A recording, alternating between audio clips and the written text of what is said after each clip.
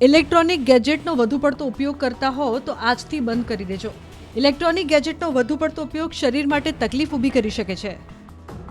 જે લોકો 8 કલાક લેપટોપ કમ્પ્યુટર પર કામ કરી રહ્યા છે અને મોબાઈલનો ઉપયોગ પણ વધુ કરી રહ્યા છે તેવા લોકોને ગરદનમાં દુખાવાની સમસ્યા વધતી હોય છે. ખાસ કરીને આ સમસ્યા 20 થી 40 વર્ષની વય ધરાવતા યુવાઓમાં જોવા મળી રહી છે.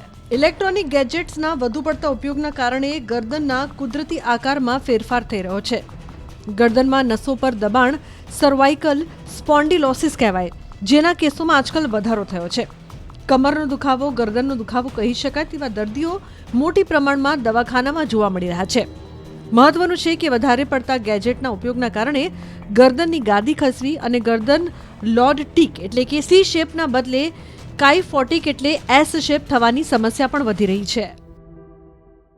આપણે ઇલેક્ટ્રોનિક ગેજેટ જે કહેવાય એમાં યુઝ્યુઅલી મોબાઈલ અને લેપટોપ એનો યુઝ બહુ વધી ગયો છે. એના લીધે ગરદન પર સતત દુખાવો રહે, ગરદનનો વાંકો નમીને કામ કરવાનો હોય, ગરદન કન્ટિન્યુ સ્ટ્રેનમાં રહે, એટલે ગરદનનો દુખાવો સાથે સાથે ગરદનમાં નસોનો દબાણ ને આપણે સર્વાઇકલ સ્પોન્ડિલાઇટિસ જે કહેવાય એની તકલીફ ખાસી વધી ગઈ છે. આપણે એવું કહી શકાય કે જો ઓવરઓલ જે દર્દી આવે, જે બેકએક ને કમર દર્દ ને ગરદનનો દુખાવો સાથે આવે, 10% એવા દર્દી હોય જેના ગરદનને દુખાવાની કમ્પ્લેન્ટ હોય ને એનામાં નસની ઇશ્યુ હોય જેને લીધે આ તકલીફ થઈ શકે છે. અત્યારે આપણે જે જોવા જઈએ તો યંગ ઇન્ડિવિજ્યુઅલ જે એક્ટિવ લાઈફ જીવે છે એટલે આપણે 20 થી 40 વર્ષના ઇન્ડિવિજ્યુઅલમાં આ તકલીફ વધારે જોવા મળે છે, જેમાં ગરદનની ગાદી ખસવાની, એમાં જે નોર્મલ ગરદનનો કર્વ હોય એ ચેન્જ થઈ જાય. અમે કહીએ છીએ એનો લોર્ડોટિક કર્વ હોય એની જગ્યાએ કાઇફોટિક કર્વ થઈ જાય છે. એ વધારે અત્યારે જોવા મળે છે.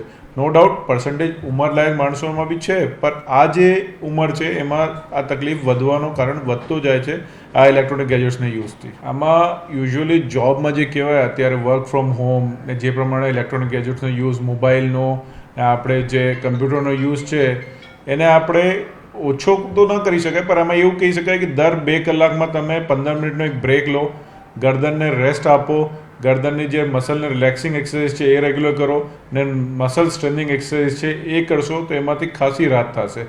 આઈડિયલી તમારું પોસ્ચર સરખું હોવું જોઈએ. જે આઈ લેવલ છે એ લેવલ પર તમે કામ કરશો તો વધારે ઇશ્યુ ઓછો થશે. મોબાઈલ યા કમ્પ્યુટર લેપટોપ છે એની સ્ક્રીન જે છે તમે આઈ લેવલ પર રાખશો તકલીફ ઓછી થશે. એટલે એના લીધે મસલનો સ્ટ્રેન ઓછો થાય, જે બ્રેનનો લોડ સ્પાઇન પર આવતો એ ઓછો થાય, તો એનાથી જે ડિફોર્મિટી થવાની છે એ ઓછી થાય અને નસોનો દુખાવો ઓછો થઈ શકે. જેમ આપણે પહેલાં બી કીધું કે અમારો જે ગરદનનો શેપ હોય એ યુઝ્યુઅલી લોર્ડોટિક કર્વ હોય એટલે સી શેપનો કર્વ હોય, પર આ જે પરિસ્થિતિ જેમાં લોડ વધારે થાય એ કર્વ ચેન્જ થઈ જાય. જ્યારે કર્વ ચેન્જ થાય એને કાઇફોટિક ડિફોર્મિટી કહેવાય. એનાથી ગરદનનો લોડ જે છે એ સરખી રીતે મણકા ઉપર ના આવે, એનાથી ગાદીનું ખસાણ થાય ને ગરદન માણસો નમીને વધારે રાખે ને સ્ટ્રેન વધારેથી એમાં કોન્સ્ટન્ટ દુખાવાનું કારણ રહે છે.